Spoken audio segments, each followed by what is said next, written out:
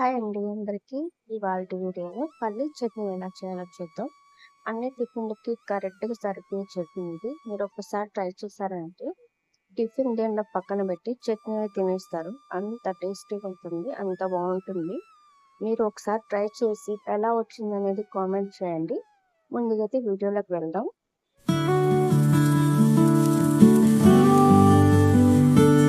Stove on చేసుకొని కడాయి పెట్టుకొని ఒక 100 గ్రాముల వేరుశనగ పప్పు వేసుకొని లో ఫ్లేమ్లోనే బాగా వేగించుకున్నాను. ఇలా బాగా వేగిపోవాలి. హై ఫ్లేమ్ పెడితే అంతగా వేగవు. వేగించి పక్కన పెట్టుకొని చల్లార్చుకోవాలి.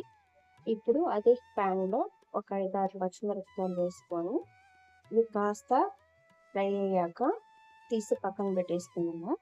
ఇప్పుడు అదే కడాయిలోనే కొంచెం ఆయిల్ వేసుకొని ఆవాలు, జీలకర్ర, ఒక ఎండుమిరపకాయ తుంచి వేసుకొని అలాగే కొద్దిగా కరివేపాకు కూడా వేసుకుందాం. ఇప్పుడైతే పోపు రెడీ అయిపోయింది. పోపు తీసి పక్కన పెట్టేసుకొని ఇప్పుడు ఒక జార్ తీసుకున్నాం.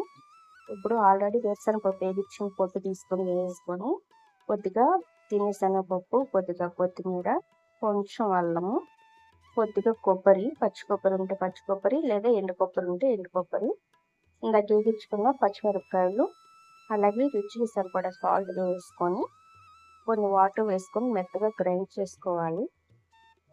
నేను చూపించిన విధంగా అయితే గ్రైండ్ చేసుకొని వేరే బౌల్లోకి అయితే వేసుకున్నాము. ఈ చట్నీ అయితే రెడీ అవుతుంది. ఇంతకుముందు రెడీ చేసుకున్న పోపు కూడా దీంట్లోకి వేసుకొని కలిపేసి దించేసుకోవడమేను.